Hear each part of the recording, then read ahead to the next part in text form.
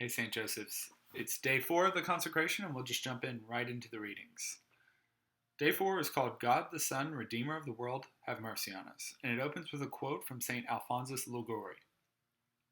The holy example of Jesus Christ, who, while upon earth, honored St. Joseph so highly and was obedient to him during his life, should be sufficient to inflame the hearts of all with devotion to this saint. Are you familiar with the phrase "to Jesus through Mary"? It's a wonderful expression of devotion coined in the early 18th century by St. Louis de Montfort. In his book, True Devotion to Mary, St. Louis taught that Mary is the surest, easiest, and fastest way of going to Jesus. To instill this message in people's hearts, St. Louis fervently promoted the Rosary and Marian consecration. What is interesting, though, is that in all of St. Louis's writings, he only mentions St. Joseph a few times. Why is that? Didn't he love St. Joseph? Oh yes, St. Louis de Montfort loved St. Joseph very much. Every saint loved St. Joseph. The reason he didn't offer any significant teaching on St. Joseph is because the Church had not yet developed a theology of St. Joseph.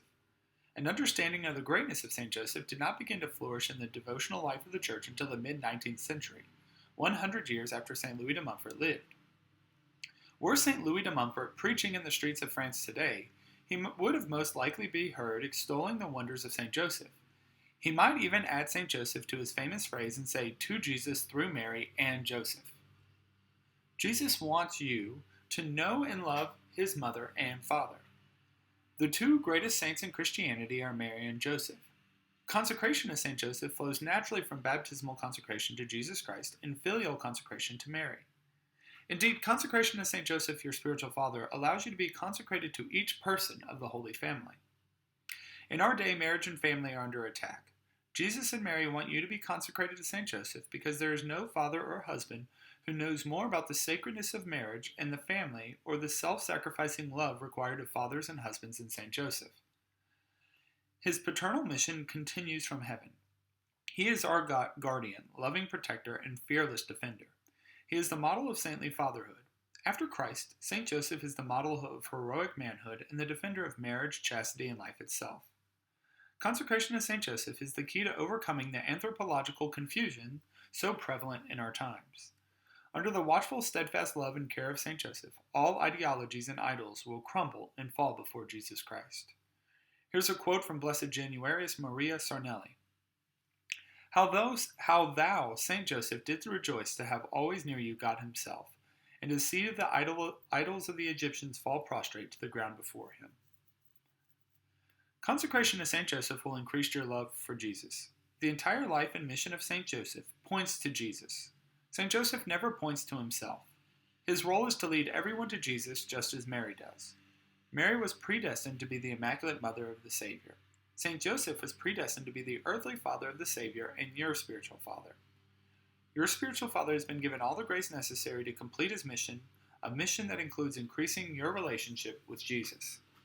This is a quote from St. Hilary of Poitiers. Joseph carried Jesus Christ first to Egypt, then to Judea, and so traced for us the path of the apostles who preached his name to the Jews and to the Gentiles. And then a quote from Blessed John Joseph Lataste. St. Joseph was the guardian of Jesus and Mary. He was naturally also the one who introduced those souls eager to approach them more closely. And that's the end of it, and it asks you to read the privileges of devotion to St. Joseph, which, like yesterday's reading, is a longer reading that almost functions as like a second book to the 33 days consecration, but he kind of pairs them. So if you have the book, I would suggest reading those. I don't want to read them on here because it'd take a lot of time, so I figured it'd make this video too long. And then the Litany of St. Joseph, which you can find in the book online, or I have links to it in the previous videos. So if you need that, can just look there. The Litany of St. Joseph, very powerful. Me and my wife have been praying every night, and I think it's been probably my favorite part of this whole consecration so far, because there's just a lot of like stirring thoughts. I think sometimes, as Catholics, we do a lot of pre-written prayers. Hopefully you're also praying in your free time, some spontaneous and heartfelt prayers. But it's interesting, sometimes these pre-written prayers kind of remind you of certain things that you might neglect to pray for. There's a lot of things in there that I think I'm just reading and I'm like, wow, I need to start praying about this more because this is a powerful line or a powerful idea. Or do I even ask Jesus to have mercy on me enough, And so just kind of having that in the litany has been powerful. Sorry, the lawn people showed up right when I started filming this video. So there we go. Anyway, the questions for today's reading are from the back of the book.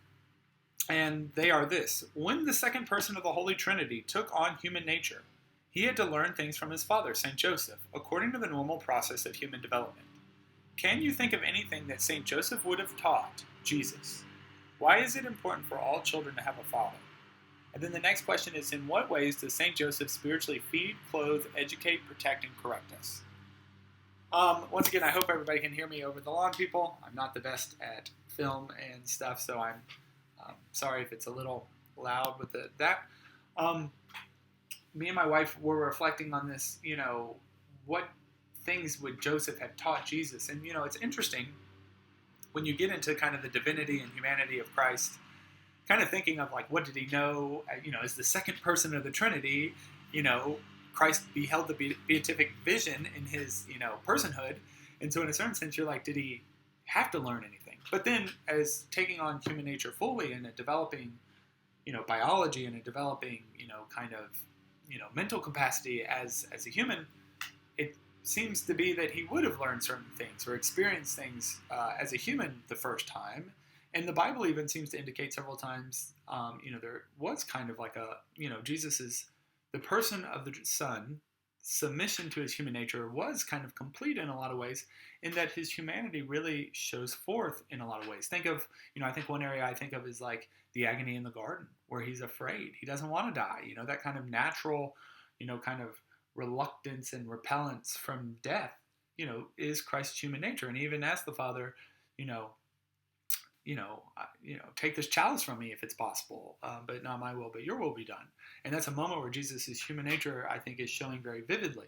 Also, the Bible talks about how after the finding of Jesus in the temple by Mary and Joseph, that he grew in wisdom and obedience under his parents. So I think that that's kind of like an indicator that there is a real human development in Jesus, that whether or not how his divinity functioned with his humanity, I guess, we won't know too much this side of heaven. But, sometimes our speculations might help us in devotion. So I think, me and my wife are talking about just various things that Jesus would have learned from Joseph, to the most simple, like his mannerisms. It's funny, like filming these videos, I feel like I watch some of them, I'm like, wow, I didn't realize I talk like my dad, or I, make the same faces or hand gestures as my dad. And, seeing myself, I'm like, wow, I kind of look a lot like my dad. Or, I was with my brother and my dad not too long ago, and my wife told me, like, wow, it's crazy how similar they are to each other. And, so a lot of the times we just naturally kind of take on the mannerisms and kind of like tones and personalities of our dads, or they're very influential on us. So it's kind of crazy for me and my wife to think about that Jesus might have talked, kind of like St. Joseph. Jesus would have, kind of had the same mannerisms as St. Joseph. Jesus would have, as a carpenter, he would have mimicked Joseph almost completely, since that would have been his teacher. But even maybe his prayer style was similar to Joseph. Or maybe like his way of, I was thinking about how at the Last Supper, Jesus, it says that Jesus and the apostles sung psalms, right? So I'm not an expert on Jewish culture, but from what I understand, that, it is a typical kind of aspect of, kind of Jewish religious practice, at least in that time period, to sing. And so the idea that Jesus is singing, he would have learned that from the prayers and Joseph leading prayer in their house. And so it was kind of cool to think about, like, Jesus's way of praying on this earth would have been largely formed by his father. And you can do a lot of the same things with Mary, right? I mean, even Jesus's genetic makeup would have been almost completely of Mary's, if you're, kind of interested in the idea of like how religion and our faith and science kind of all come together. So that's where we went. I think there's a lot of play in that question, right? Like, what would Jesus have learned from Joseph? And so there's a lot of play. And so I hope, I think that's a question that one could spend a lot of time just playing with. And regardless of if one's right or wrong, the cool thing about that question is I think you spend a lot of time thinking about Jesus and Joseph, which I don't see it not being fruitful, right? Even if it, I think it's one of those things we'll laugh about in heaven if we are not right, and we'll be super pumped if we are right. The next question was, in what ways does St. Joseph spiritually feed, clothe, educate, protect, and correct us? I think there's a lot there to be said, but I think, I don't know how many people are watching these videos, if anybody's watching these videos, but instead of me just talking about this one, I'll just wrap it up because I'm at 10 minutes. I think one thing that's on my mind, I've been thinking about it, is it seems like Mary appeals to both men and women in a lot of ways, right? Like there's a lot in the devotion to Mary that just seems to be appealing to all Catholics. Whereas it seems like a lot of the times devotion to St. Joseph tends to be, I hear about it more with men than I do women. And so I'm kind of curious, something I'm thinking about my wife. I asked my wife this question, and she said that she's just now starting to think about this. So, I think hopefully I can share it in future videos of what it is. But I think my question here is, what does St. Joseph offer in devotion hymn to the feminine spirit? So if anybody wanted to message me or post, that would be an exciting idea to me. But it doesn't matter. I hope you think about these questions, pray about these questions, and hopefully discuss them with your friends and family. But yeah, so God bless, and good luck with praying in this consecration today.